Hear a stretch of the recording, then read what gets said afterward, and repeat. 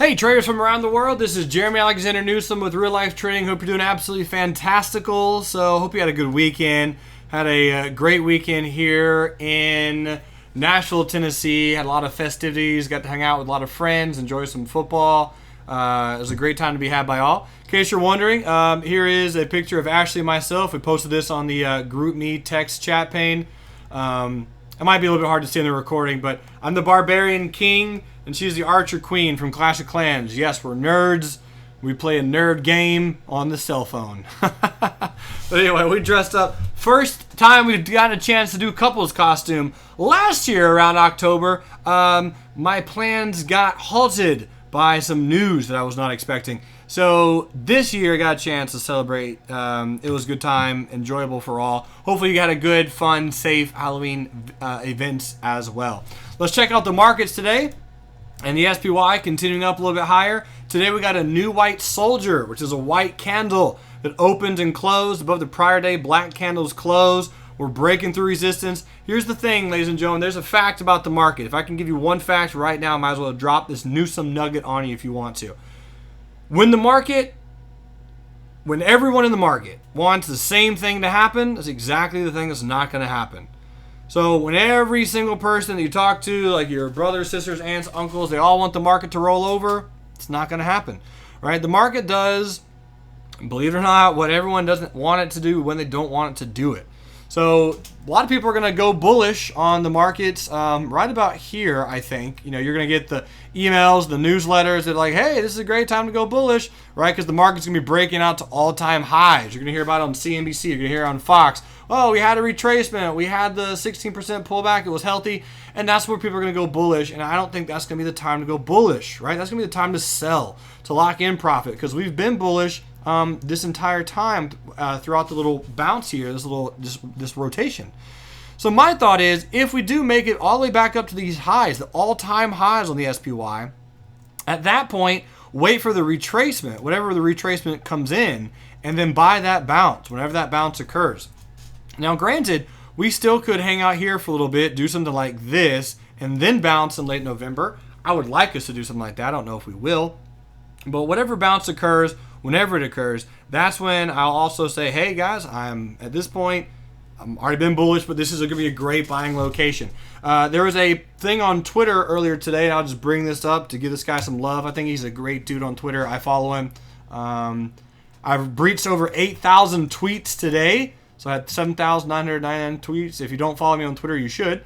Ryan Dietrich. At Ryan Dietrich. He's a really, really cool guy. He posts a lot of good information. Most of it is cumulative data numbers that he posts. But anyway, here's one statistic that he posted earlier this morning. Since 1950, November to April has never been lower when the S&P in October is up greater than 5%. So in October, markets were up nicely. 13% on average is twice the November to April return. So the last time that this occurred, the market was up over 5% in October was 2011. And between November and April, we had an 11.4% increase in the markets. So just keep that in mind. That's another interesting statistic. I am going to go bullish on the market whenever we get that pullback again. And just kind of go from there. Let's look at a few stocks that are gapping. Apple not really gapping that much today, but I am slightly bullish on it. We have, again, another nice little new white soldier. In my opinion, we're kind of retesting this resistance, right? Old resistance this morning became new support. And on the hourly chart, we did get a little bit of a bounce. So here's your hourly chart. And you guys can see a nice little bullish candle, nice little morning star reversal. And right now we're kind of experiencing a little bit of a stair-step pattern. $121.77 is the 200 simple moving average on the daily. If the market's been doing what the market's been doing recently, we'll probably just blow through that and continue higher. So this is my bullish swing trade setup on Apple. Likely at this point, we'll probably see us make some moves into the 128 region on Apple. So I'm a little bit more bullish than bearish. Chipotle had a lot of E. coli scares recently. Now, this particular gap was news-driven, but believe it or not, it was a beautiful gap. right to a support. And this is the analysis that we had this morning. CMG back down to a really nice longer-term support level. Kramer, who was mentioning this on Twitter also, Kramer and many others want to buy Chipotle down here. Let's wait a bit, see how it plays. Bearish retest gap, not trading CMG bearish today. So this was actually a fade, and a fade is a trade that you do in the opposite direction of the gap. Right, you're very, very bearish on CMG for the last few weeks. CMG's moved over 150 points in just last few weeks, including this earnings gap. And we gapped down to a support level. So some buying happening at this support. And you can see that we are in a channel, if you will, right? Support, resistance, Chipotle at a buy low, sell high kind of an area. And it's going to be interesting to see exactly how and if it plays out. Hewlett-Packard splitting up. So you have HP Services, which is like business consulting, and then you have HP, which is like the printers and the computers. So the CEO has now split up the company, and so you did get this nice little gap down, but it wasn't really news or earnings related, just a company split, so the shares getting split up. And anyway, interesting to note on Hewlett-Packard, but if you want to see where it kind of gapped down to, this support down here at about $12 and some change, pretty close to it. Hewlett-Packard, they're trying to do that as an innovation for the company. It may or may not work. I guess we'll have to see, but looks a little bit bullish based on where it gapped to. Let's talk about a few other gaps today. Estee Lauder, pretty bullish gap. Did lose an R trying to day trade this one today. It just simply didn't work, but still a beautiful gap. Keep an eye on Estee Lauder. This type of gap, this type of volume, this is a bullish gap and go. Perfect one as well. So keep an eye out for the next few days on Estee Lauder. If something like this occurs and we start bouncing, I'm bullish on ticker symbol EL.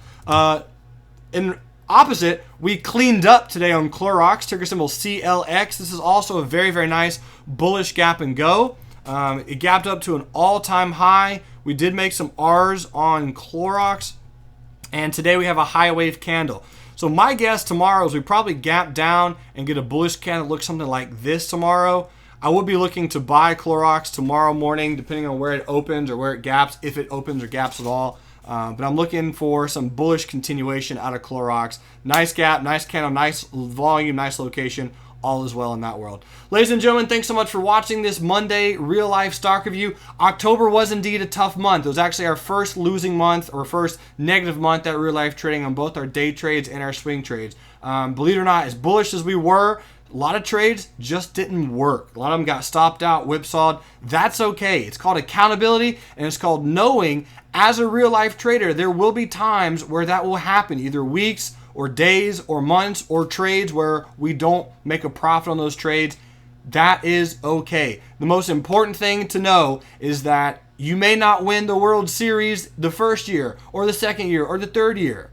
But if you keep trying, if you keep pushing forward, if you keep showing up to practice, if you keep swinging the bat, if you keep mitigating your risk, if you keep following your plan, the keyword is keep.